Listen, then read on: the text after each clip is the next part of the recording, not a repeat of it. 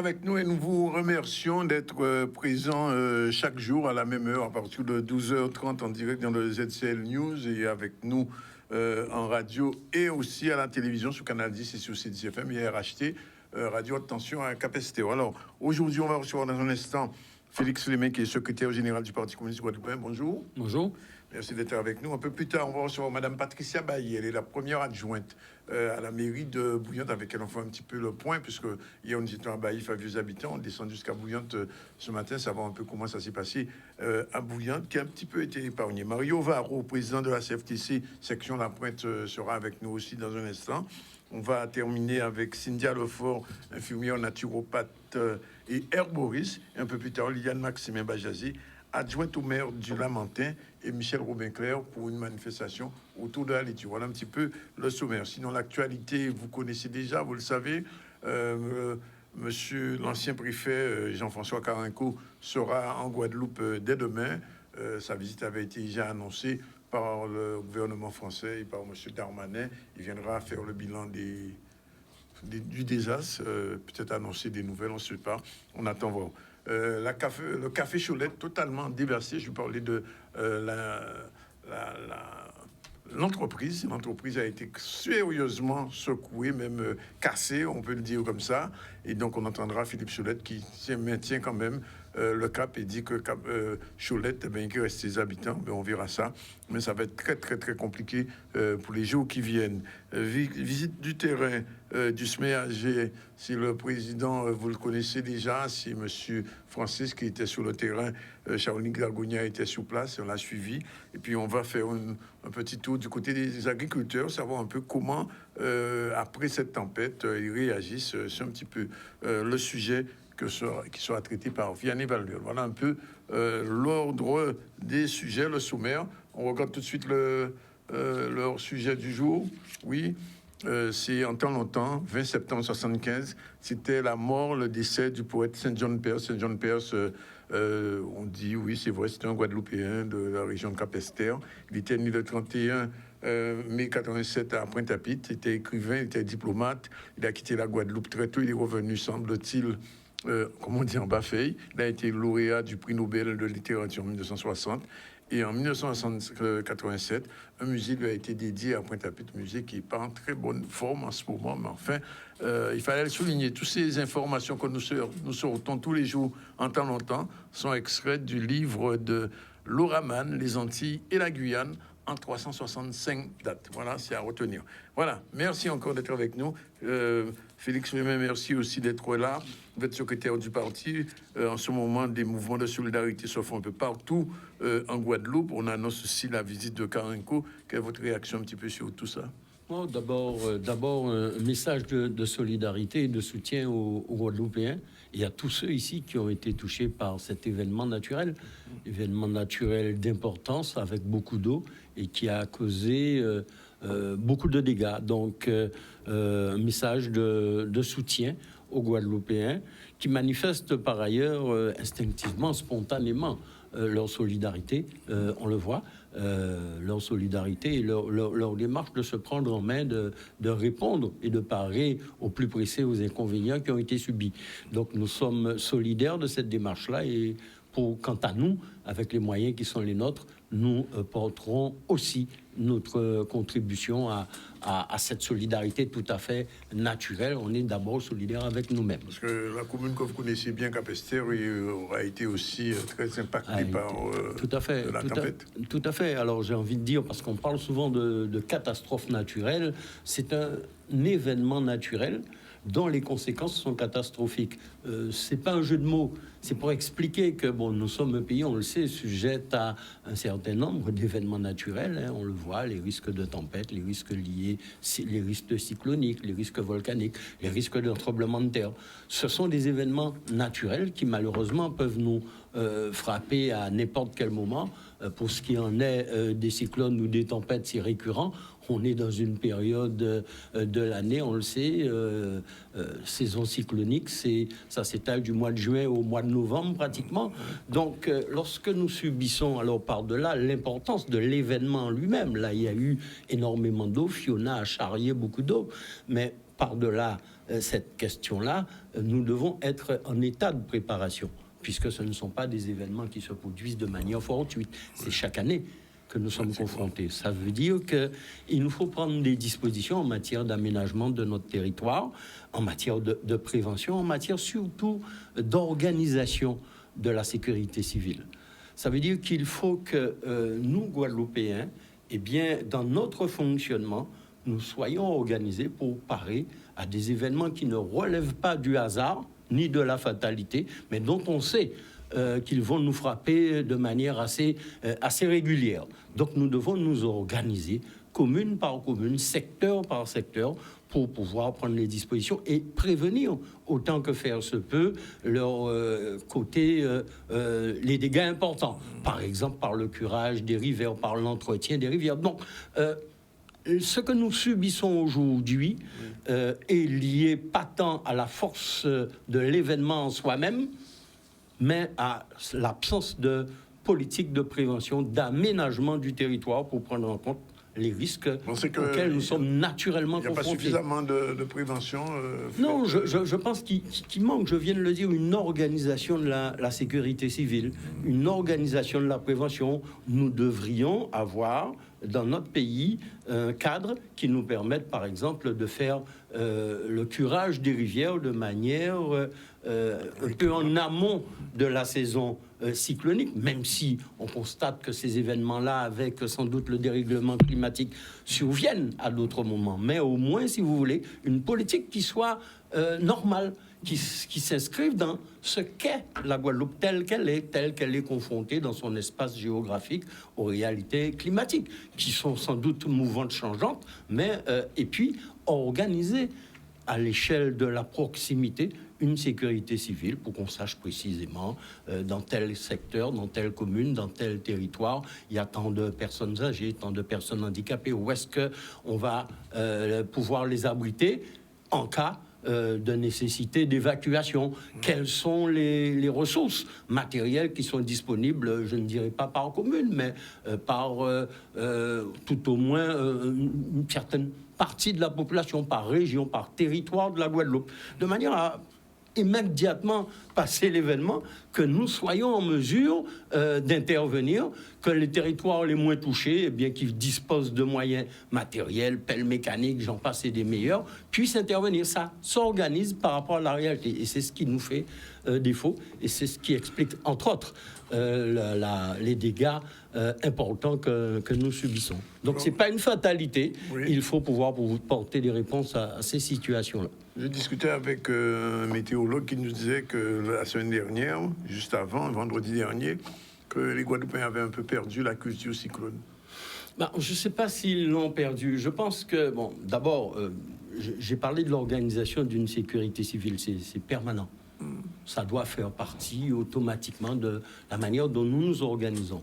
Mais nous devrions aussi, je pense, au niveau du système de l'éducation scolaire, j'entends, bien connaître notre territoire, savoir où les rivières prennent leur source, où est-ce qu'elles s'écoulent. C'est important de connaître ça, parce que ça participe à précisément appréhender la réalité de son territoire, et donc la prévention nécessaire par rapport à cette réalité-là. Oh, bon, je ne vous apprendrai rien pour vous dire que le contenu des programmes scolaires concernant par exemple la géographie est absente de ces données-là.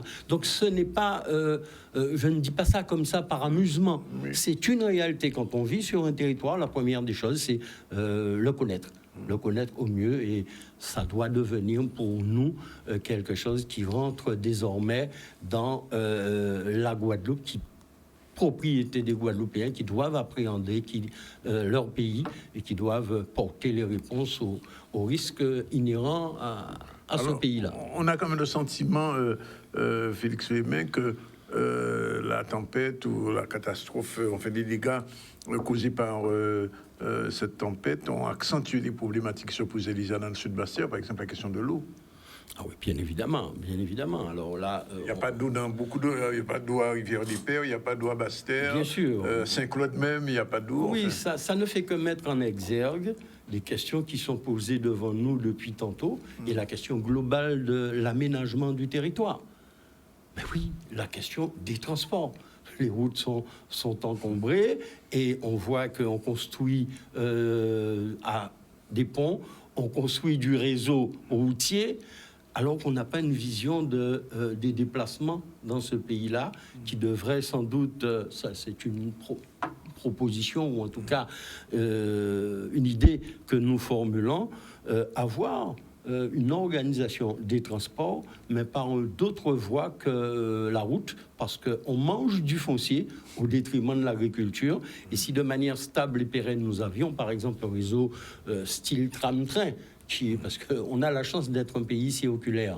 Il n'y a pas d'interpénétration de voies, donc, et on sait que le rail a servi depuis tantôt, jadis, au déplacement, au transport de la canne. Donc on peut tout à fait aménager notre territoire. Les communes sont circulaires. Il n'est pas question sans doute de faire passer ce réseau-là à l'intérieur des bourgs, mais sur le territoire des communes, équiper, aménager notre territoire. Mais, monsieur Zandronis, qui pourra le faire si ce n'est nous-mêmes? Parce que ça va heurter là d'autres lobbies, d'autres intérêts économiques qui n'ont aucun intérêt à voir développer une mobilité qui rende le Guadeloupéen mobile et de manière pérenne, parce que ça va sans doute toucher aux intérêts économiques de l'import automobile. Alors, juste avant, quand même, le cyclone, il y a eu quand même des événements politiques, on ne peut pas ne pas en parler. Il y a eu le congrès du GUSR, il y a eu le dîner des présidents, le dîner présidentiel, comme je dis. Et bon, peut-être qu'il devait y avoir un congrès qui était dans l'air. Je ne sais pas si le cyclone l'a emporté. En tout cas, les questions politiques demeurent quand même. On voit, bon, sur le terrain, on a vu Chalus, Losbar. Demain, Karenko arrive. Politiquement, on a le sentiment quand même que les problématiques demeurent au-delà même des événements climatiques. Les problématiques sont posées devant nous, devant notre peuple, devant la responsabilité de chacun d'entre nous et singulièrement des politiques, de ceux qui prétendent organiser la société guadeloupéenne. Elles sont posées devant nous. J'ai envie de dire que je ne vais pas ici, une fois de plus, dénoncer le cadre et le système colonial. Ça n'a pas de sens. Nous sommes dans une colonie. On ne peut pas attendre du colonisateur qu'il nous développe. Ça n'a pas de sens. Donc la situation de la Guadeloupe, elle est d'abord de notre responsabilité de Guadeloupéens. Le colonialisme fait ses affaires.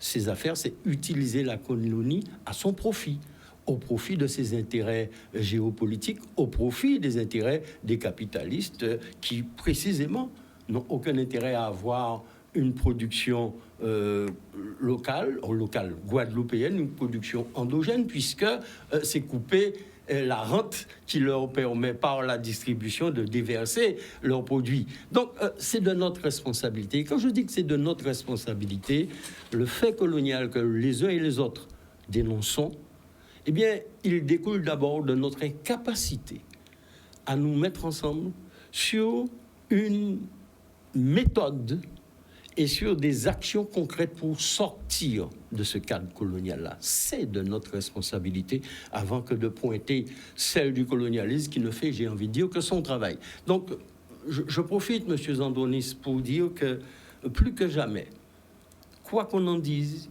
il n'y aura pas de réponse à la situation et aux situations de la Guadeloupe. Bon, on a parlé d'un phénomène naturel, mais par-delà le phénomène naturel, je voudrais que nous puissions distinguer les effets de la cause. Il faut agir sur la cause. On peut traiter les effets. Et il y a des effets à traiter. Parce qu'il y a des Guadeloupéens aujourd'hui, au moment où nous parlons, qui sont en souffrance, qui ne vont pas attendre que le cadre politique change pour porter des réponses qu'ils attendent aux difficultés quotidiennes qu'ils subissent. Il y en a qui sont sans toit, il y en a qui sont sans eau, il y en a des enfants qui ont tout perdu. Donc il faut porter des réponses urgentes. Nous sommes aujourd'hui dans le cadre de la République française. Il est tout à fait normal, et ce n'est pas se contredire, que l'État français et les collectivités assurent leur mission de secours à destination des Guadeloupéens qui sont en difficulté. Mais la question de fond qui est posée devant nous, c'est de pouvoir organiser notre pays, l'aménager, assurer son développement de manière à satisfaire à nos besoins, parce que nous sommes un pays qui dispose d'énormément de ressources, de richesses. Nous ne pourrons pas le faire tant que nous serons dans une situation de suggestion, tant que le cadre juridique ne nous donne pas les outils pour mettre en œuvre les projets de développement que nous concevons. Nous portons, nous, communistes, notre contribution à cette démarche-là. Nous avons une vision. Notre vision, c'est celle de construire une société où, par le travail des hommes, ce travail bénéficie à la collectivité, au bien commun. Une société où on va organiser par des services publics dans les secteurs stratégiques et qui répondent au bien commun, ceux de l'eau, ceux des énergies, ceux de l'environnement, ceux du foncier, ceux de l'éducation et de la santé, pour ne citer que ceux-là, eh bien, mettre en œuvre des politiques qui répondent à l'intérêt général. Ce qui ne ferme pas, vous l'aurez compris, la porte au maintien du système privé. Nous sommes dans un système capitaliste que nous combattons, mais il ne suffit pas de le dire pour que ça change. Donc, voilà aujourd'hui les exigences et les priorités que nous devrons mettre en œuvre. Ces priorités-là, elles doivent pouvoir se décliner, prendre corps sur la base d'un projet. Lequel projet doit être l'émanation du peuple guadeloupéen, des Guadeloupéens, de ceux qui font la Guadeloupe. Les salariés, d'abord.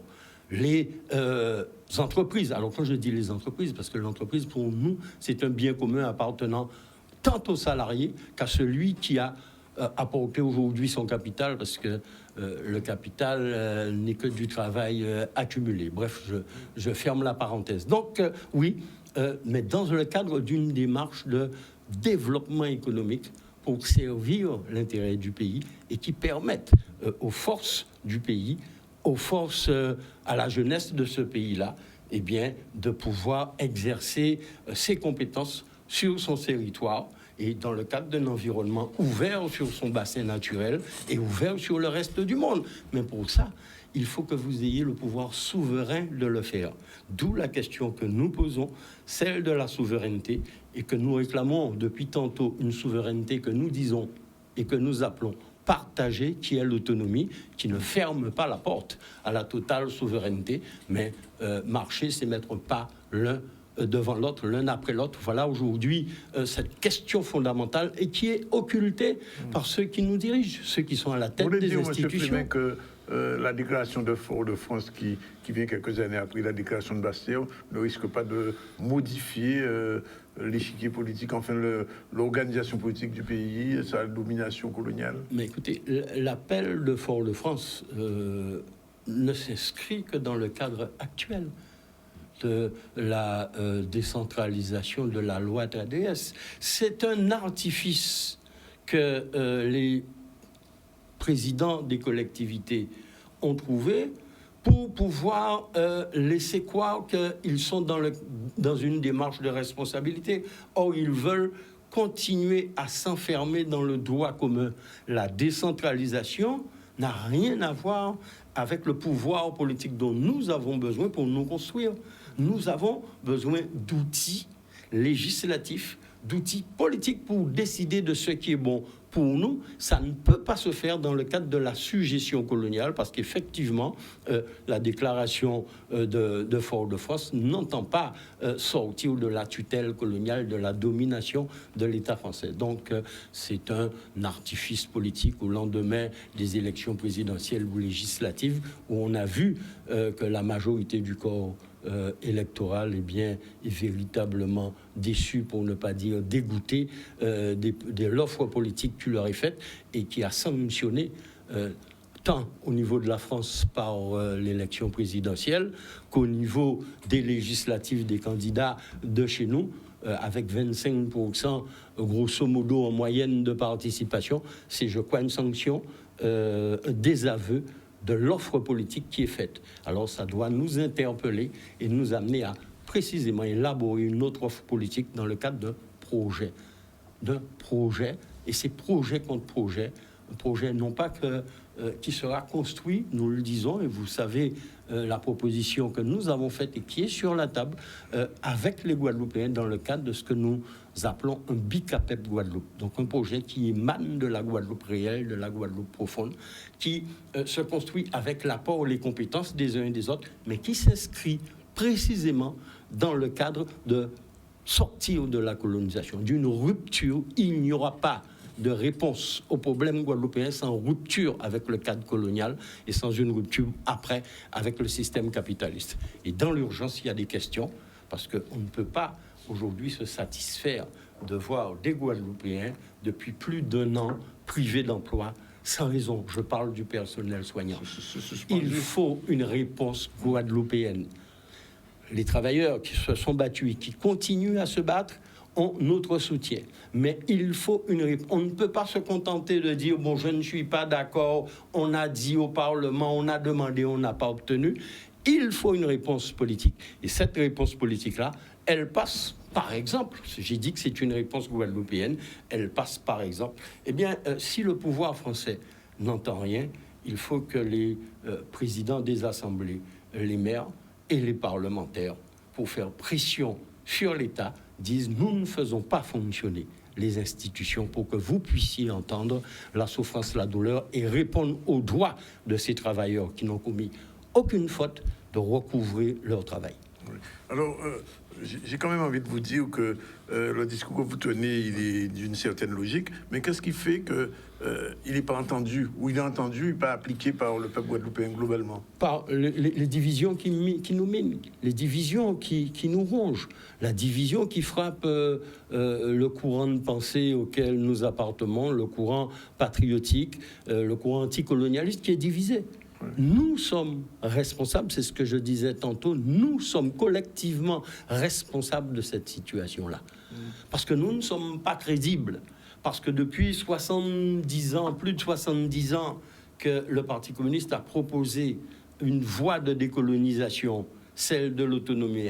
Il a été combattu par tous les côtés de l'échiquier. Mais aujourd'hui, nous sommes en mesure de pouvoir, fort de ces expériences passées, et puisque personne ne s'oppose aujourd'hui à cette démarche d'autonomie, de dire que ça doit s'inscrire très clairement dans le cadre du droit à l'autodétermination du peuple guadeloupéen.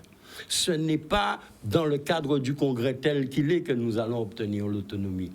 Nous proposons justement, à cette occasion-là, de modifier la loi qui a institué le Congrès. Le Congrès, c'est aujourd'hui la réunion des élus des 2 collectivités. Nous proposons d'élire un Congrès qui aura pour seul et unique mandat l'élaboration d'un projet de statut. Et c'est sur ce projet de statut élaboré par les élus désignés par le peuple guadeloupéen qui auront un délai pour proposer un statut que se prononceront les Guadeloupéens. Et s'ils se prononcent sur ce contenu-là, c'est ce contenu-là qui doit s'appliquer pour inverser l'ordre des choses. Parce que dans le cadre du Congrès tel qu'il est aujourd'hui, il ne vous aura pas échappé qu'en bout de course, c'est le Parlement français qui vote une loi organique.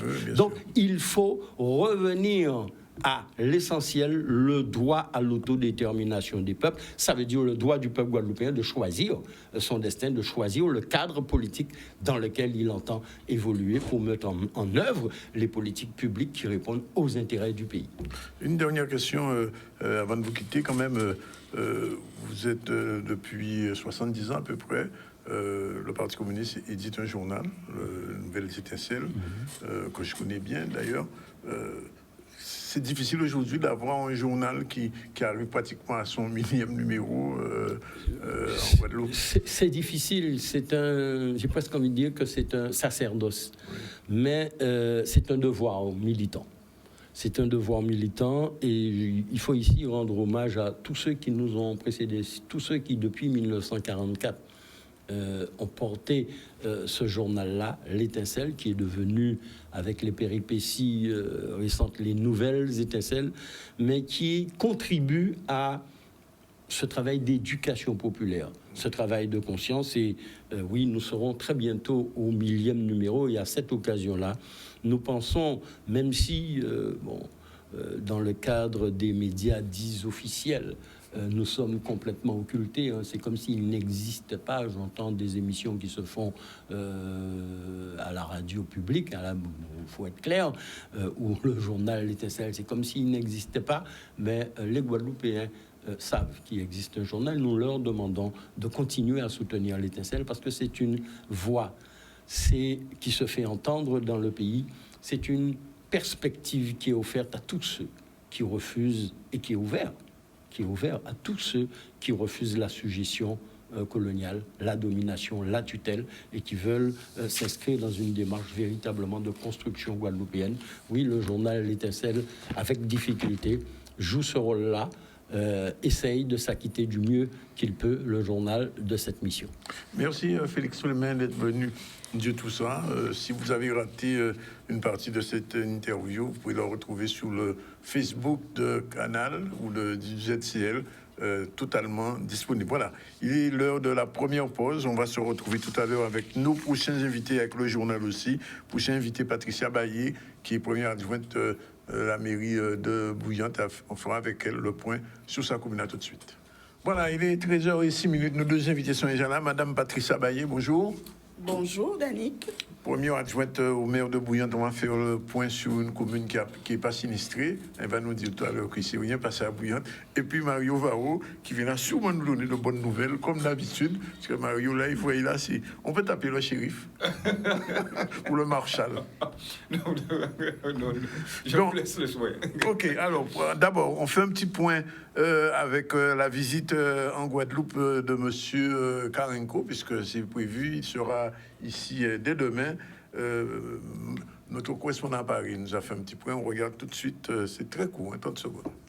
Je pars mercredi matin en Guadeloupe pour 28 heures là-bas, sur place, pour aller me rendre compte des dégâts qui sont, je le sais, impressionnants, pour mesurer l'attente des élus, pour saluer ceux qui ont souffert et pour, je l'espère, pouvoir déjà faire quelques annonces sur la manière dont l'État entend remplir sa responsabilité d'aide à la Guadeloupe.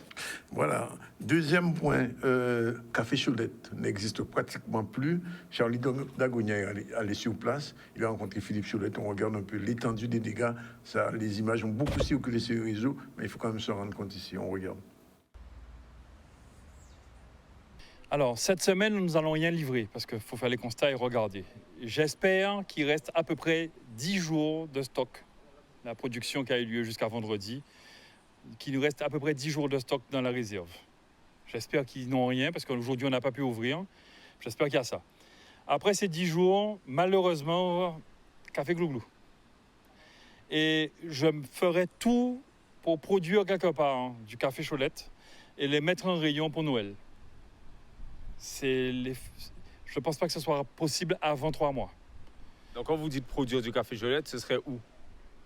Soit dans la Caraïbe, soit en Guadeloupe, soit en Martinique ou au national. En tout cas, ce ne sera pas sur notre site.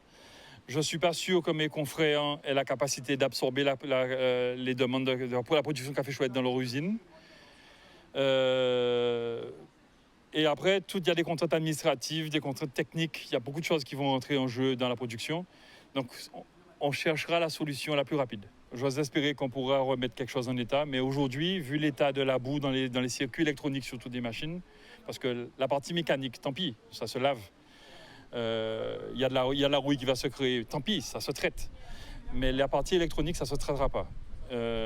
Remplacer ces machines-là, c'est des délais d'un an à peu près. Et c'est des délais d'un an, donc il faut produire quelque part ailleurs. Vraiment un gros choc émotionnel puisqu'on ne s'attendait pas à ça, surtout pour ma partie, enfin pour nous tous, puisque c'est quand même un patrimoine et c'est vrai qu'on recevait énormément des gens qui venaient visiter le site. Et c'est vrai qu'en voyant ce désastre, ça fend le cœur, que voulez-vous, mais c'est la vie. Moi, c'est surtout à mon bureau. Alors, quand je suis rentrée, tout était sens dessus-dessous, de la boue partout. C'était très, très, très, très dur, très difficile. C'est-à-dire que c'est un outil de travail et puis c'est une vie en fin de compte. Et voir tout ça partir comme ça, c'est pas facile à accepter en fin de compte. En tout cas, d'abord, avant tout, on remercie vraiment toutes les personnes qui nous ont envoyé, qui nous ont témoigné leur message de soutien. Vraiment, la population s'est vraiment déplacée pour nous aider. Et puis, je pense que déjà, avoir ce soutien mentalement, c'est déjà important. Maintenant, si Dieu permet que les choses avancent pour le mois de décembre, tant mieux. Mais pour l'instant, on attend, comme on dit, et puis on patiente sagement. On reste positif. On reste positif, exactement. Café Choulette est une entreprise de vieux habitants, restera vieux habitants. C'est hors de question. J'ai donné ma parole au maire, je donné ma parole à tous les habitants de la Côte-sous-le-Vent. On ne quittera pas la Côte-sous-le-Vent et je ne quitterai pas vieux habitants. On a des terrains en face, il va falloir qu'on se batte contre les mesures administratives pour construire une usine en face s'il faut. Mais on ne quittera pas Vieux Habitants. On est quasiment la seule industrie sur Vieux Habitants, on ne quittera pas. Voilà, Grégory Lap, c'est Charlie Dagounia. Normalement, les choulettes, c'est moun bouillante.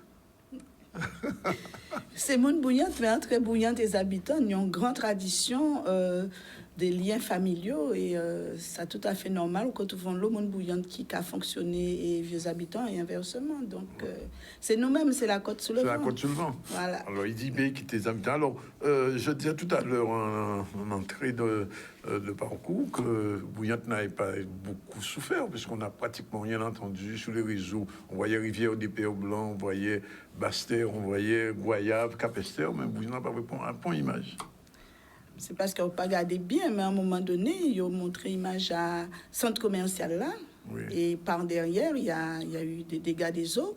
Mais c'est vrai que si nous comparons la situation à Bouillante par rapport à Vieux Habitants, la commune voisine ou même Rivière des Pères, nous pédit Bouillante pas souffert. Oui. Mais on a quelques dégâts des eaux. Oui. On a fait le tour, on a à peu près une trentaine d'entreprises qui ont été touchées, notamment toutes les entreprises situées sur le nord, c'est-à-dire à partir de Pigeon et jusqu'à Malandur, oui. Parce que la plage de Malandur est intacte. La plage de Malandur est en mauvais état. Il n'y a plus de sable. Le sable est reparti dans la mer. Ouais. Donc, on a quand même été touché, puisque je rappelle que Malandur, c'est le poumon économique. Donc, il faut qu'on nettoie la plage. Les commerces qui sont sur la plage rien sablé la plage. En fait, je ne suis pas technicien, mais je pense qu'avec le temps, le sable va revenir. La mer va se retirer. Voilà. Oui. Mais entre-temps, il faut nettoyer parce que le canal qui passe au niveau de la plage a débordé. La mer même a ramené pas mal de choses. Donc, il convient de faire un grand nettoyage de la plage. Il y a eu beaucoup de ruissellement, puisqu'il a beaucoup plu. Et nos routes communales, pour celles qui n'étaient pas en bon état, sont encore plus délabrées.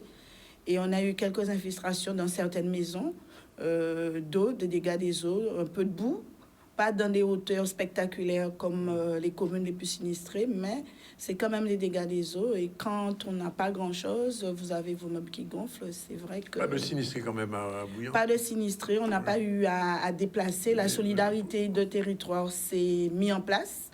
Les gens entre eux, par exemple, sur Malandur, on a un petit village de pêcheurs derrière...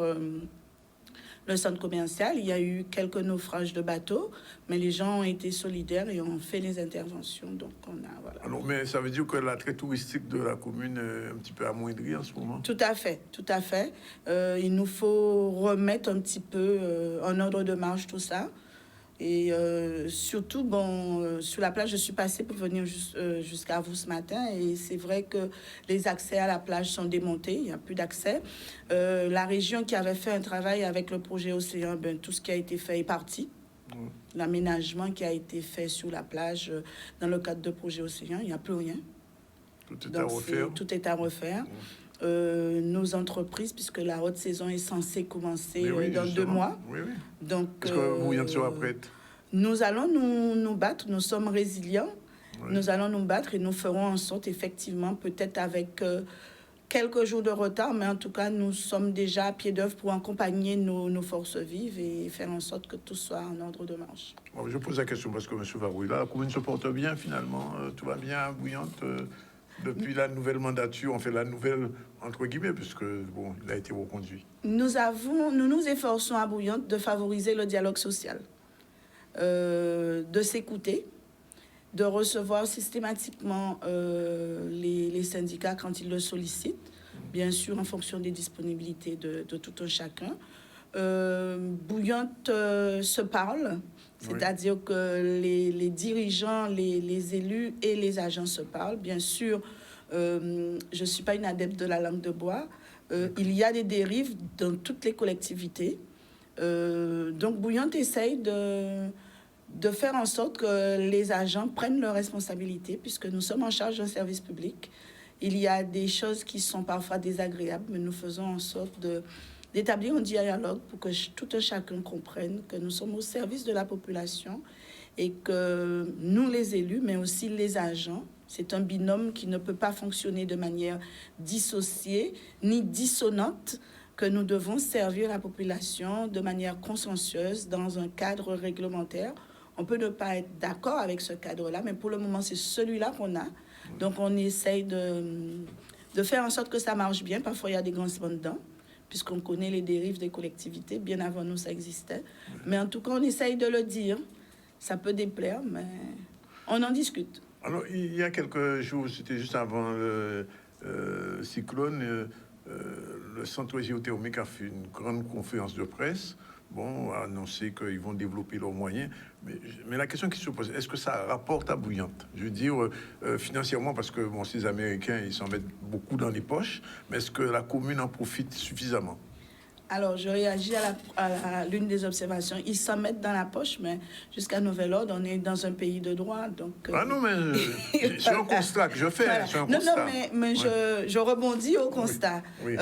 Rien n'est fait dans un pays de droit sans des autorisations tacites, explicites ou implicites. En tout cas, en ce qui concerne la géothermie avec la ville de Bouillante, nous nous sommes battus depuis un certain temps et nous avons commencé à avoir les fruits. Au jour d'aujourd'hui, la ville perçoit une redevance d'un peu plus de 170 000 € par an. Qui est peu, mais c'est déjà mieux que rien. Oui, c'est mieux que rien. La vous savez combien ils gagnent, eux? Comment? Vous savez le chiffre d'affaires? Tout à fait. Mais je dis, entre zéro et rien, c'est toujours quelque chose. Oui. Nous ne nous contentons pas de ça, puisque régulièrement, notre maire, Thierry Abelli, essaye d'interpeller pour que cette taxe soit plus élevée. Oui. Donc, nous sommes en lien avec les parlementaires de notre territoire, notamment le sénateur Théophile, où on alimente en termes d'arguments juridiques pour essayer de faire en sorte que cette redevance-là soit supérieure. La géothermie avec la ville a un accompagnement où il nous accompagne sur la vie associative et sur certains projets en mécénat. Où ils accompagnent les projets de la ville. C'est clair que... Pas sur l'écologie encore? Sur les actions, puisque nous essayons d'avoir un cadre de vie agréable, puisque notre image est importante en matière écologique. Donc, ils nous accompagnent pour le nettoyage, parfois quand on fait des opérations qui nécessitent des moyens. Mais c'est clair qu'on ne se satisfait pas de tout ça. Est-ce que la pollution est importante à ce niveau-là? La production électrique. La pollution. Oui. Non, puisqu'il n'y a pas vraiment de rejet, à part l'eau qui est rejetée dans la baie, mais c'est contrôlé, c'est par rapport à la température. Il y a des études régulières qui sont faites pour que la température de l'eau qui est rejetée dans la baie soit contrôlée pour ne pas perturber l'écosystème de la baie, puisque je rappelle que Bouillante porte le nom de Bouillante, mais tout le long de la baie, il y a déjà des sources, même en mer, où l'eau est naturellement chaude. Donc, il y a un protocole pour que l'eau qui est rejetée dans la baie soit à température réglementaire et le reste de l'eau est réinfiltré dans le sol. Est-ce qu'à votre avis, je vous pose quand même la question, je connais la réponse, ce serait normal que les Bouillantais paient l'électricité moins chère que le reste de la Guadeloupe, au compte tenu de ce qui se passe là avec la géothermie, parce que finalement, ils ont dit qu'ils vont augmenter leur potentiel, le développement, de manière à fournir un peu plus d'électricité, c'est-à-dire gagner plus d'argent, mais est-ce que ce serait pas normal que les Bouillantais en profitent aussi? Alors moi, je dirais que les Bouillantais devraient en profiter en augmentant la taxe qui est reversée à la ville. Et ainsi, nous pourrions, la ville pourrait donner plus de moyens dans le cadre de vie et peut-être, si la taxe est suffisamment grande, faire baisser les impôts à Bouillante. Oui. Comme ça, les contribuables en profiteront. Pourquoi je ne suis pas dans la démarche de dire que les Bouillantais devraient payer moins d'électricité? Parce que nous sommes dans une solidarité, c'est la même problématique que l'eau. Oui.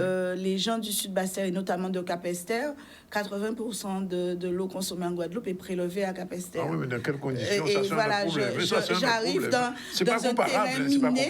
J'arrive dans un terrain miné, mais moi, j'aurais préféré que la taxe soit à la mesure de la production et que la collectivité de Bouillante puisse avoir les moyens pour pouvoir élever la commune en termes d'équipement, d'infrastructures, de cadre de vie, de services à la population et ainsi faire que tous les contribuables bouillantais puissent avoir une baisse des impôts locaux. C'est une question pour Karenko ira jusqu'à Vieux Habitants.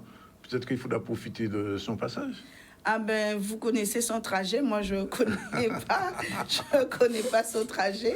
Oui, il fera Bastère, Capestère. Et il s'arrêtera à... Mais comme Bouillante fait partie de la communauté d'agglomération, oui, et que la plupart des communes les plus touchées sont dans la communauté d'agglo, donc... Monsieur Abéli a une mission là. Voilà. Oui. Et vous êtes la première adjointe, le message passera, j'imagine. Ah ben, le message passe toujours entre lui et moi. Je le sais bien. Je me tourne vers M. Varro. M. Varro, bonjour. Bonjour, M. Zambounis. Il n'y a rien pour Bouillante là dans vos dossiers là. Non, je connais, je connais Madame la première adjointe. On a eu à échanger sur des dossiers en 2018. Je donnais un coup de main aux camarades FO. Et ça s'est très bien passé. Donc, bon, moi, pas de souci. Non, je n'ai pas de souci particulier avec elle. Bon, d'accord, tant mieux, non, mais enfin, je posais la question. Alors, qu'est-ce qu'il y a à l'ordre du jour aussi? Alors, à l'ordre du jour... plein de dossiers passés ces jours-ci sur mon mail. Alors, je ne sais même pas par lequel commencer, mais enfin, alors, le plus chaud. Alors, le plus chaud, déjà, on va commencer par une bonne nouvelle. Oui. Vous vous souvenez, sur le Memorial Act, nous avions 11 salariés qui avaient été licenciés. Et aujourd'hui, nous avons 8 qui ont été réintégrés aujourd'hui. Et alors, dans les 8, nous avons 4 qui sont des salariés protégés et 4 autres qui, justement, que l'inspectrice n'était pas compétente pour pouvoir prononcer le licenciement. Et dès lors, la directrice avait 1 mois pour pouvoir décider pour savoir si elle est licenciée ou pas. Elle ne l'a pas fait. Donc, dès lors, les 4 autres sont réintégrés de fait. Donc tous les problèmes sont résolus à ce niveau-là. Alors, tous les problèmes ne sont pas résolus. Alors, sur les 11, 8 ont réintégré. Oui, d'accord, les 3 autres. Et les 3 autres, c'est en cours parce que on a mis une procédure en place. Donc, il faudra attendre quelques jours, quelques semaines de façon pour pouvoir les réintégrer.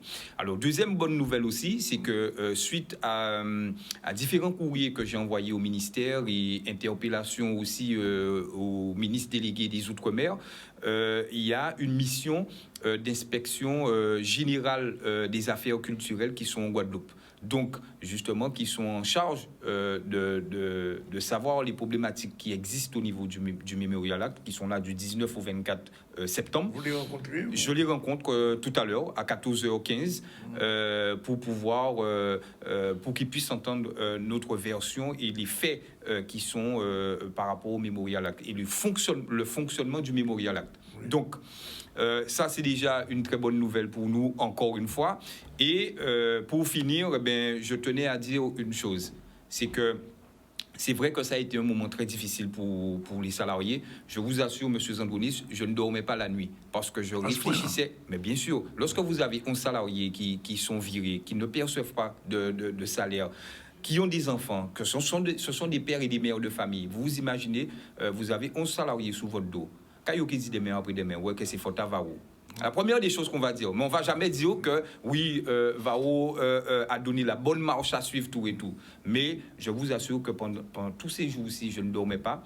Mais là, je peux être rassuré maintenant parce que sous les 11, on a 8 qui ont réintégré le MACT ce matin.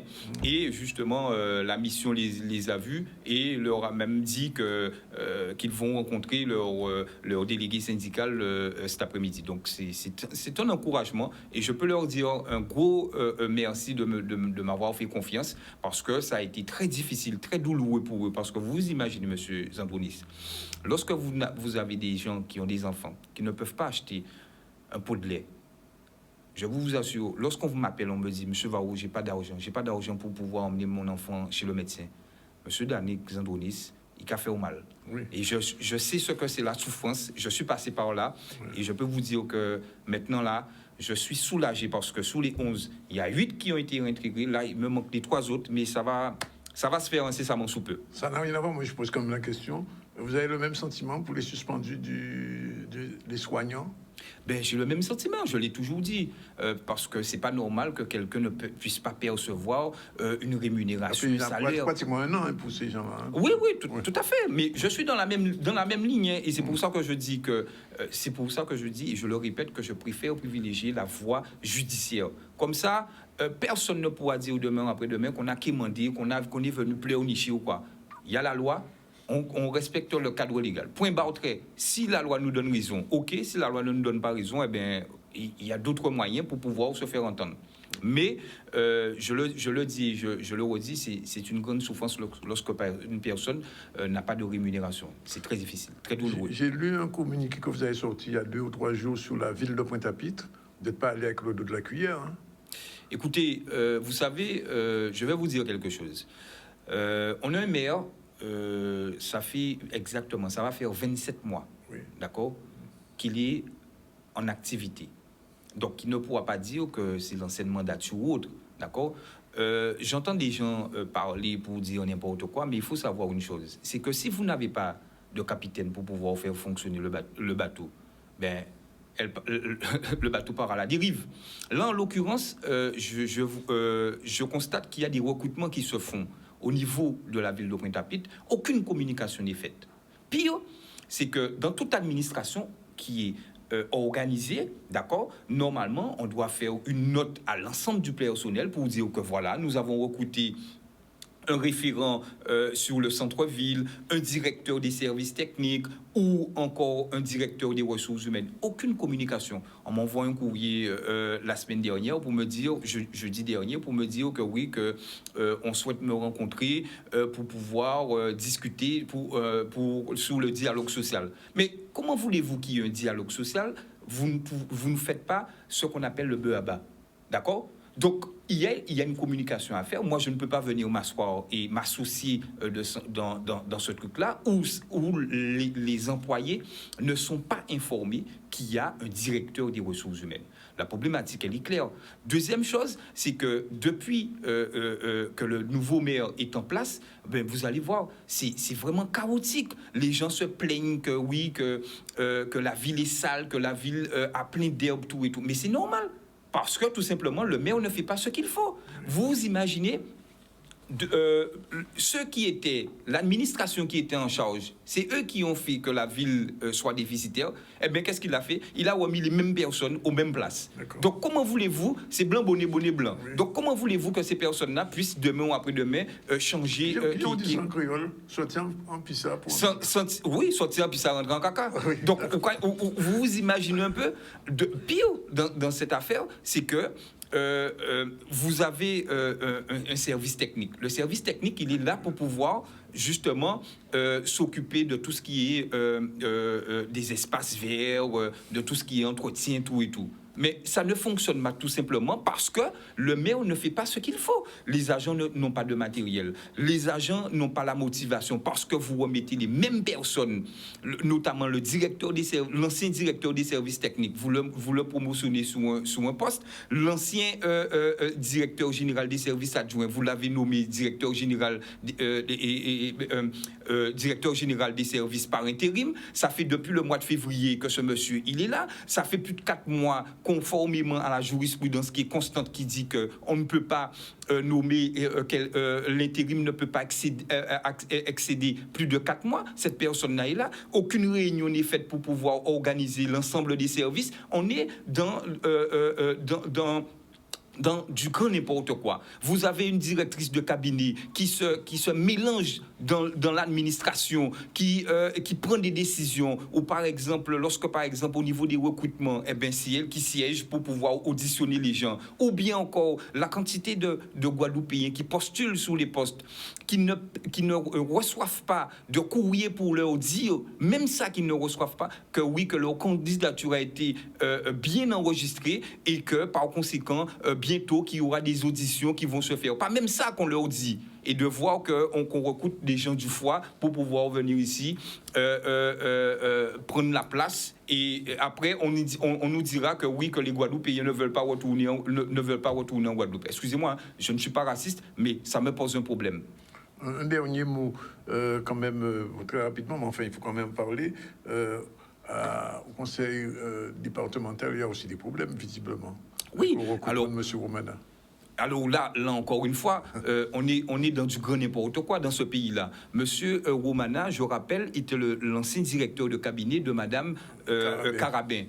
Ce dernier a été refoulé parce que il joue un double jeu, tout et tout. Eh bien, qu'est-ce que Monsieur Losbar a fait? Eh bien, il l'a recruté depuis le 1er septembre en tant que conseiller du président. Voilà encore une aberration. La quantité de Guadeloupéens qui ont des diplômes, qui ont des compétences pour pouvoir être recrutés, on ne les recrute pas. Mais voilà, on est dans l'entre-soi, le moun à moun. Pire, c'est que l'ex-femme de M. Romana, d'accord, on sait très bien comment elle a été parachutée. Elle a été parachutée par M. Losbar à la CNBT. Après, comme j'ai mis le doigt dessus, qu'est-ce qu'ils ont fait? Ils ont fait un tour de passe-passe. Ils l'ont envoyé à la CEMAG. Et une fois qu'elle a été à la CEMAG, qu'est-ce qui s'est passé? Ils ont limogé l'ancien directeur de la CEMAG. Et qu'est-ce qui va se passer dans les jours à venir? Eh bien, vous allez voir qu'ils vont nommer Mme Romana en tant que directrice générale de la CEMAG. Juste pour rajouter une dernière chose. Au niveau du conseil départemental, toujours, vous avez le président. Qu'est-ce qu'il a fait? Il a acheté 18 véhicules pour les élus, d'accord? Il ne paye pas d'impôt dessus, d'accord? C'est ce qu'on appelle, on appelle ça des avantages en nature. Il ne paye pas de carburant, il ne paye pas d'assurance, il ne paye pas d'usure, mais tout ça, c'est normal, c'est une normalité pour eux. Et personne ne dit quoi que ce soit là-dessus. Là aussi, c'est des impôts des Guadeloupéens qui payent tout ça. Mais comme c'est bitaille, c'est affaires ailleurs, donc il faut permettre de faire tout et n'importe quoi en pays là, ça. Et lorsque, par exemple, vous leur dites que voilà, qu'à un moment donné, qu'il faut arrêter, et il y a un sujet qu'il faudrait qu'on vienne dessus, au niveau du conseil départemental, c'est de voir que ces personnes-là, ils donnent des terrains à des gens dans ce pays-là, à des familles bien spécifiques, d'accord? Ils ne payent pas d'impôts, ils ne payent rien comme impôt dessus. Et de voir que ces gens-là vont hypothéquer les terrains des Guadeloupéens, d'accord, pour pouvoir faire des crédits ou autres, pour pouvoir bénéficier de tout autre avantage. D'accord, mais il faudrait qu'on pose le doigt dessus parce que là, il y a un problème aussi dans ça. Mais il y a beaucoup de choses. Mais vous savez, il y a beaucoup de choses à dire et c'est que ce qui est dommage, c'est que Monsieur Zandonis, permettez-moi de le dire, mais c'est que il faudrait que les Guadeloupéens s'intéressent un peu plus de ce qui se passe au niveau de leur collectivité, au niveau des EPCI, au niveau des communautés de communes, au niveau des collectivités, des mairies, tout et tout, et des grandes collectivités pour voir le gaspillage qui se fait. Et après, on va nous dire, oui, qu'il faut penser Guadeloupe. Mais pendant ce temps, ils auront vendre la Guadeloupe. Hein. Merci Mario Varro.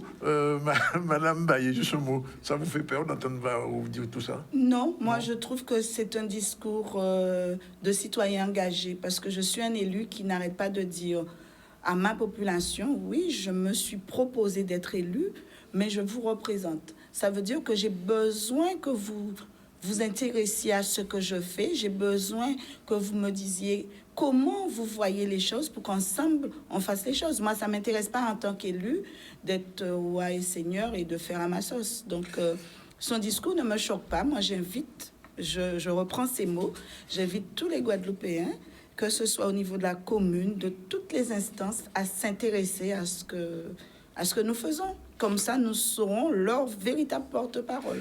Merci, M. Barrault. Merci, Mme Baye. Il est un petit peu plus que 13h et combien? 34 minutes. Nous avons un petit peu en retard, 4 minutes, mais enfin, on va les rattraper tout à l'heure. Jordan, n'est-ce pas? Qui me met la pression. C'est une pression à la Varro, mais enfin, un gars qui en est quand même. C'est une bonne pression. Une bonne pression. On prend la pause et on se retrouve tout à l'heure avec nos deux derniers invités. Ce sont que des femmes.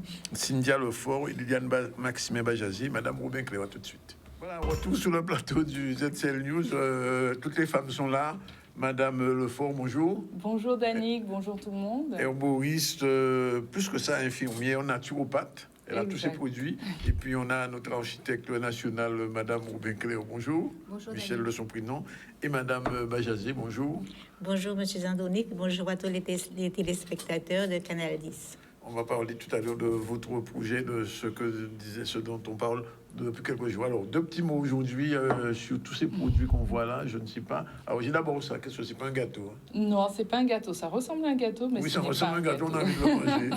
Alors, qu'est-ce que c'est? C'est un savon à l'anis étoilé. Bon, d'accord. Donc Ok. l'anis étoilé qui a de très bonnes vertus pour la peau, Oui, adoucissante, anti-âge. Même pour le surtout, visage hein. Oui, Oui. visage. d'accord. Donc du coup j'en ai fait un petit savon en one shot comme ça. Ça vaut la cannelle, c'est ça? À l'anis étoilé. Ah, Il y a c'est la bon. cannelle aussi. À la cannelle. Moi, Oui, j'ai à c'est la à la cannelle, oui, voilà. Oui. Donc la cannelle anti-inflammatoire, donc Oui. ça chauffe un petit peu. Oui, Donc justement par rapport au fait que tu disais que tu faisais du sport, etc. Donc la cannelle peut être très bien. Donc après le sport, tu te douches et derrière tu mets ton calmadoul. c'est déjà disponible? À la demande en cosmétique personnalisée ou sinon viens me voir sur place. Mais je vais t'expliquer pourquoi j'ai amené les savons. Oui, alors explication. C'est parce qu'on a ouvert à Toki un bar à l'huile. Un bar à l'huile? Un bar à l'huile. Oui. Et on va mettre en place des ateliers où les gens pourront venir acheter leur huile et je leur montrerai comment faire un macérat Je huileux. crois qu'on a une petite vidéo là-dessus. Non? Oui? Oui, on a une Oui. petite vidéo. On va regarder Voilà. un peu rapidement. Ce que c'est ce bar à l'huile. C'est pas l'huile à manger, non? Non, l'huile pour la peau et les cheveux. Ah, oui, les cheveux. Bon. Donc pour, Voilà. voilà, Alors. donc on vient, on achète son contenant ou on ramène son contenant, on fait son remplissage. Là, en l'occurrence, c'est de l'huile d'aujon. Donc l'aujon, très bon pour la peau aussi. Donc il y a plusieurs possibilités. Il y a du 100 ml, actuellement du 200 ml. Vous avez aussi des flacons 15 ml. Ou si vous avez vos contenants, vous venez, vous remplissez et vous achetez au volume, tout simplement. Ensuite, à côté, vous pouvez acheter des petites poudres, rajouter vos poudres dans les flacons et faire vos macérats huileux. Mais quand vous viendrez acheter, je vous expliquerai comment faire. Ou vous pouvez aussi acheter le gel lavant neutre qui est en vente sur place. Il est neutre, celui-là. Il est neutre, il n'y a rien dedans, c'est aucune odeur. Celui-là n'est pas neutre. Celui-là n'est pas neutre. Il est bleu en plus. Il est bleu, voilà. Celui-là, c'est le gel douche Ice Touch qui fait son grand retour. Ice Touch. Oui, effet glacé 6 heures. Il est vraiment frais. Oui. Et c'est très bien pour contre les contractures musculaires, les douleurs. Après le sport aussi, tu as toujours chaud. Puisque tu viens Pour les de... vieux comme moi, c'est bon. Pas que pour les vieux, pour les jeunes aussi, parce que moi j'ai chaud. Après, on a à peu près on n'est pas trop loin de l'âge normalement, toi et moi. D'accord. Mais je sais que les femmes qui sont ménopausées, elles l'aiment beaucoup pour les bouffées de chaleur. Par D'accord. rapport aux bouffées de chaleur. Parce que ça leur donne le côté frais pendant 6 heures et du coup, elles n'ont pas cette sensation de chaleur intense.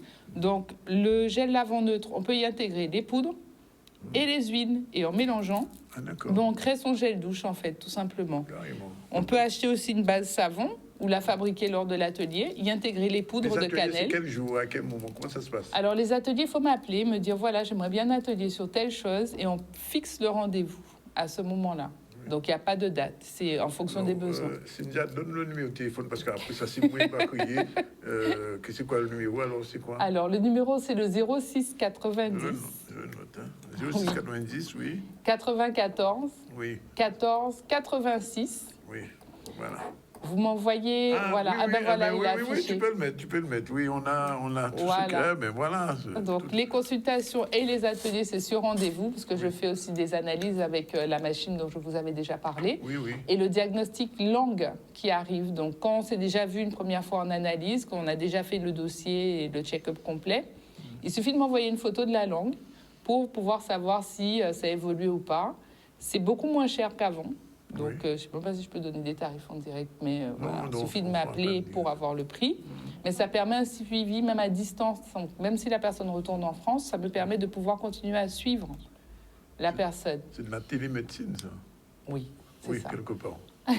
Téléconsultation. Oui, téléconsultation. Oui. Voilà. Et donc, on a à Toki les poudres de plantes. Donc, j'en ai fait un savon pétale de rose, j'en ai fait un à la badiane, à la cannelle. C'est pour pouvoir montrer tout ce qu'on peut faire avec des poudres et des huiles. Et avec des produits locaux. Voilà, 100% locaux de Guadeloupe. Pareil, on peut en faire aussi voilà, des petits sachets comme ça d'infusion. En faire des infusions comme là où j'ai ramené le thé douleur. Oui. L'intégrer dans des bases neutres, voilà. Et puis, vous pouvez aussi tout simplement consommer les poudres telles quelles, hein, en infusion. Voilà. Et comme d'habitude, un sac. Ah, le fameux cuir végétal. Cuir végétal. Alors, qu'est-ce que c'est ce cuir végétal? Alors, le cuir végétal, je vais vous dire ce que c'est du liège, tout simplement. D'accord. Donc, le liège, c'est très écologique. Hein, c'est issu, c'est prélevé sur l'arbre chêne liège qui se renouvelle tous les 7 à 9 ans. Donc, on prend le liège, on le travaille, on le transforme. C'est écologique, c'est recyclable. Au niveau du lavage, c'est très facile d'entretien. Hein, un petit peu d'eau, du savon passe En cas de dessus. cyclone, on peut le laisser traîner dans l'eau? Quand même pas traîner dans l'eau. Hein. Mais voilà, on peut le nettoyer à l'eau. Bien imperméable Donc, quand même. C'est imperméable. Donc je vais l'ouvrir comme ça, je ne sais pas si on peut voir un petit peu. Donc c'est fabriqué au Portugal par des artisans et ce sera bientôt disponible sur un site internet en Guadeloupe, de Guadeloupe d'ailleurs. Donc on peut également trouver pas mal de petites choses. Il y a des chaussures, des ceintures. Regardez là, j'ai les bijoux aussi. Il y a des sandales aussi que j'ai vues, mais au fur et à mesure, je viendrai avec de nouvelles petites choses en liège comme ça pour vous montrer tout ce qu'on peut faire avec le liège. Il faut savoir qu'on peut faire la même chose aussi avec la banane ou l'ananas. Voilà. L'ananas, ouais. Donc ça permet d'avoir un côté écologique et de faire du recyclage, et de travailler ce qu'on a au niveau végétal pour en faire des produits de tous les jours. Voilà. Bien. Alors, rappelle-moi comment ça s'appelle? Ice Touch. Ice Touch, bon. Bien, c'est dit. Bien, merci Cynthia, qu'on va retrouver mardi prochain. Avec plaisir, vendredi. Toujours avec plaisir, avec ces produits qui sont faits avec. Avec beaucoup d'amour. C'est Voilà. rempli d'amour. Il y en a beaucoup dedans. Toujours. Bien, je me tourne vers les deux autres dames, Madame Bajazé et Madame Robin-Clair. Alors, qu'est-ce que vous nous apportez aujourd'hui? Écoutez, on vient vous annoncer samedi 24, Oui. de 9h à 13h, un grand colloque sur le parc Aliture du Lamentin, à la médiathèque du Lamentin, au Lamentin. Alors, un colloque sur... Alors, on colloque sur le... Peut-être je vais passer la Madame parole à Bajazé, Madame voilà. Bajazé. Oui, Madame Bajazé. Donc, C'est mieux que tout ce qu'il faut dire. Je suis adjointe au maire à la commune de Lamentin Tout à fait. et j'ai comme délégation le développement économique et l'attractivité du territoire. Donc, avec ma collègue du service culturel, nous avons réfléchi et nous proposons ce colloque pour donner une place au monument architectural d'Aliture. Ce sont les monuments qui ont été construits après le cyclone de 1928. Et nous en avons 8 au Lamentin. 8 qui sont... Dans la mairie, je crois.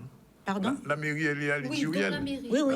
Oui. Oui, si vous connaissez Lamentin, quand vous avez pris la petite colline, Oui. vous voyez que vous avez l'église. Oui. En face, vous avez la justice de paix. Tout à fait. Si vous prenez la ruelle, vous tournez vers le groupe scolaire, le presbytère, la mairie, et en face, vous avez le square au monument aux morts. Et j'apprécie beaucoup cette phrase de Madame Michel Robin-Clair, qui dit dans son ouvrage que c'est au Lamentin que se trouve la plus belle expression de l'architecte Aliture. Confirmation. Oui, parce qu'en fait, c'est le seul endroit où il a eu l'occasion de faire à la fois de l'urbanisme et de l'architecture. Parce que la mairie, avant, elle n'était pas à cet emplacement-là. Elle était un petit peu sur la gauche, sur la droite. Et en fait, il a créé une place. Il a fait le square, il a fait tous les murets du square, les bancs du square, le monument aux morts au milieu. Et autour, il a mis l'église, qui était déjà à cet emplacement-là, donc il a reconstruit au même emplacement. Et après, il a tourné, il a mis l'école, le presbytère et la mairie, qui sont tout autour donc de ce square. Et comme il n'y avait pas de place, il a pu quand même mettre un peu plus loin, qui est très joli aussi, un marché. Et c'est un des seuls qui reste en Guadeloupe, avec celui de Capesterre. Et une chapelle sépulcrale aussi, qui est un petit peu plus, enfin, ça s'appelle Maison Mortuaire plutôt, qui est un peu plus à l'écart et qui est une des seules qui reste en Guadeloupe aussi. À la limite, on pourrait dire que c'est à Lithiouville. À Lithiouville, ouais. Oui, Et en fait, et c'est justement par rapport à ce patrimoine architectural que nous voulons justement faire ce colloque pour réfléchir à la place que doivent avoir ces monuments historiques à Lamentin. Oui. Parce que... À Lamentin seulement, mais pas en Guadeloupe. En Alors, général. moi, je prêche pour ma paroisse. Ah oui, oui, ça c'est clair, ça c'est clair. Ça c'est pas Donc- bien clair, mais c'est clair. Donc, je parle de Lamentin, je suis adjointe au maire à Lamentin. Donc, je dis qu'il va falloir donner sa place, sa vraie place. Oui. Parce que si nous réfléchissons à ce que devraient être ces bâtiments, nous pouvons faire de Lamentin, nous pouvons inscrire ces bâtiments à Aliture dans une stratégie de développement économique de Lamentin. C'est-à-dire? C'est-à-dire qu'avec de la culture, nous pourrons faire du tourisme et tout cela va donner un développement économique à Lamentin. Parce que, et vous voyez les belles images. Oui, bien sûr. Vous êtes gâtés, là. Hein? Vous êtes gâtés. Hein? Oui, nous sommes gâtés et nous sommes conscients. C'est pourquoi nous voulons absolument que les bâtiments à Aliture soient valorisés ils soient protégés et qu'ils deviennent justement un patrimoine architectural de la commune de Lamentin. Ce que je veux dire par là, c'est que ce que moi j'aurais souhaité, c'est que quand on parle de Lamentin, on parle des bâtiments à liture, qui serait une espèce de référence par rapport à d'autres communes. Madame Aubin-Claire, j'imagine que vous confirmez ça, parce que dans votre ouvrage, on trouve une bonne partie de tous ces bâtiments qu'on voit dans Liture, mais pratiquement, Lamentin devient la ville référence. Oui, c'est la ville référence, et puis c'est pas loin, enfin c'est dans la zone de Pointoise, et en fait il faut quand même avouer, c'est que il y a 6 bâtiments qui sont classés, et il y en a 2 qui sont inscrits. Classés monuments historiques, il y en a 6 dernièrement, en 2017, je crois. Et 2 qui sont inscrits, 2017. Donc, en fait, ce que Madame Bajazet veut faire, et c'est là, j'espère qu'elle sera le fer de lance, parce qu'il y a d'autres communes qui ont des bâtiments à liture qui pourraient aussi... Ça va les inciter à protéger un petit peu. Oui, à protéger. On voit ce qui se fait pour Louis ou à Marie-Galante. C'est un peu désespérant, parce qu'en fait, le tourisme culturel, c'est pas une idée en l'air. Le tourisme culturel peut amener énormément. Il y a plein de gens qui viendraient en Guadeloupe rien que pour voir les bâtiments à liture.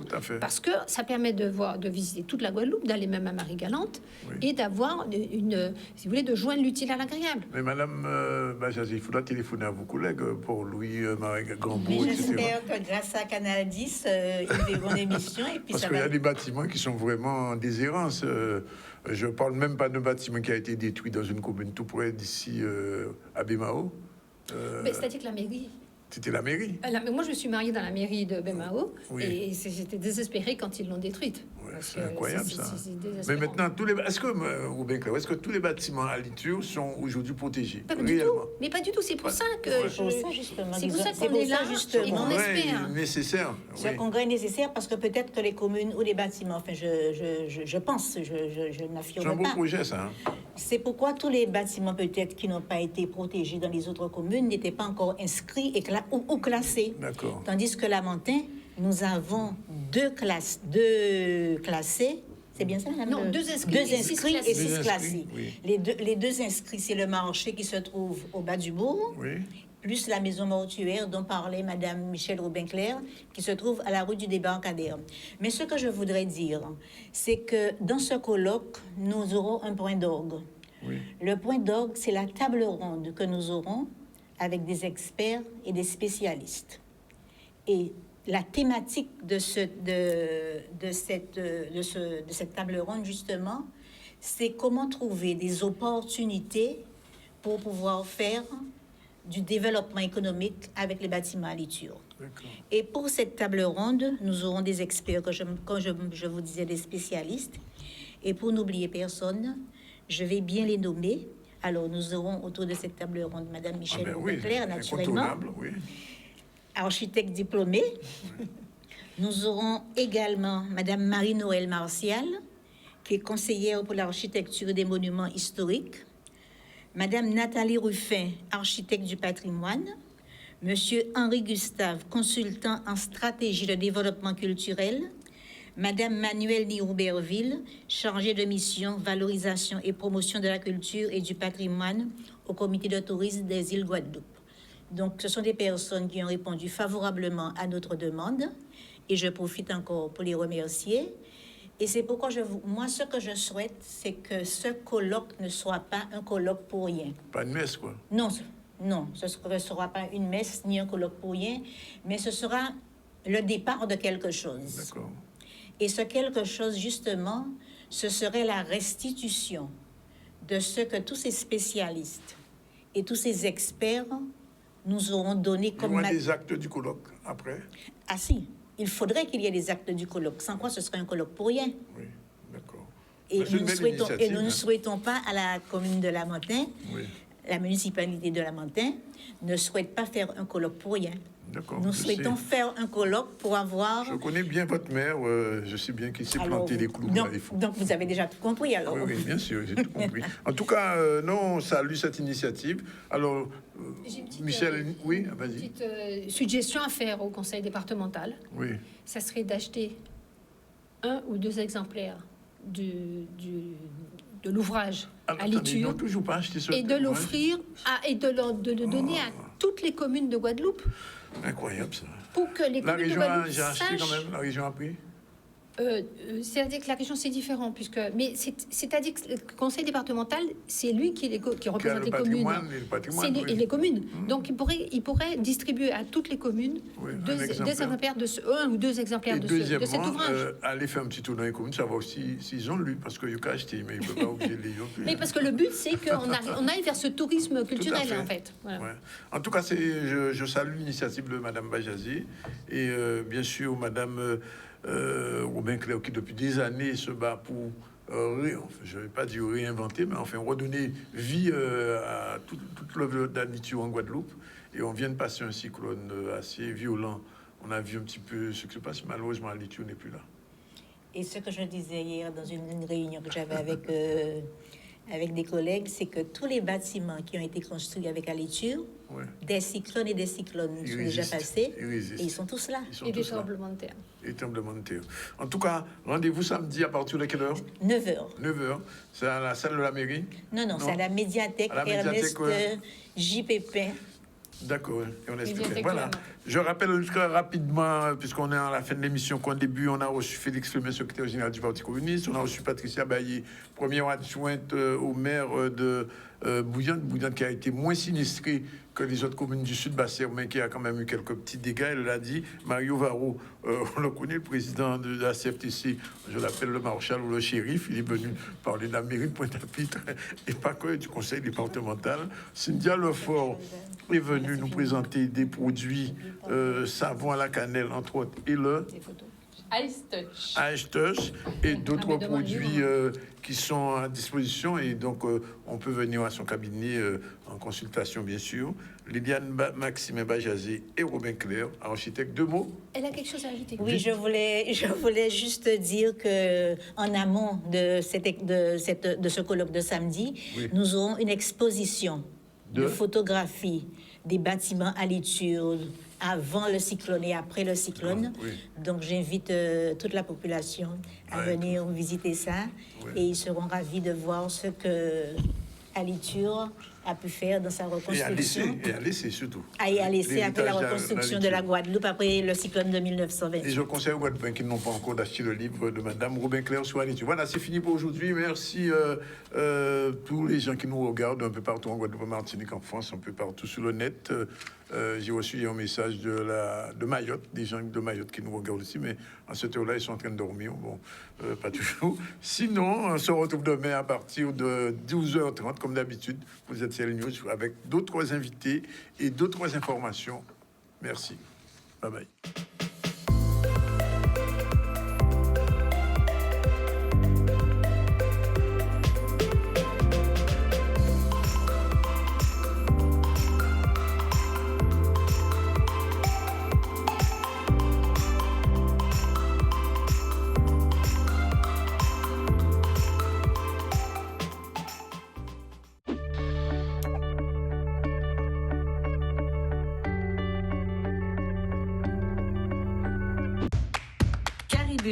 Festival caribéen de la BD, du manga, revient du 5 au 16 octobre 2022.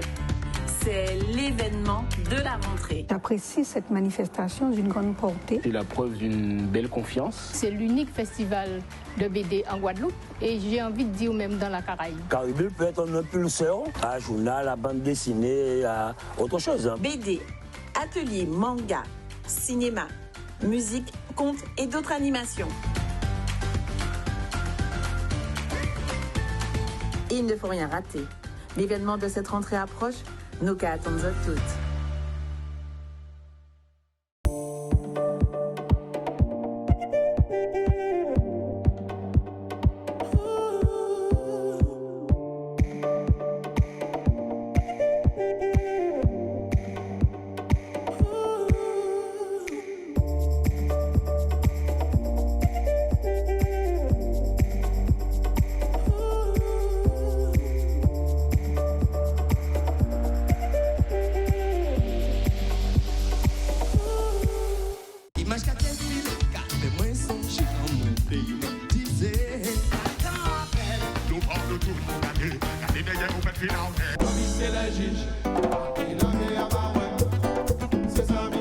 garçon, quand tu regardes dans le film, c'est. Hein? Non, brasseur, moi, tu es arrangé. À part là, on y l'aime. Depuis tout petit, avant ta maman, on y l'aime, on s'en va. On présente la médide à la répit. It's always move to the left, move to the right, and it's some music. It's music, but it's keeping.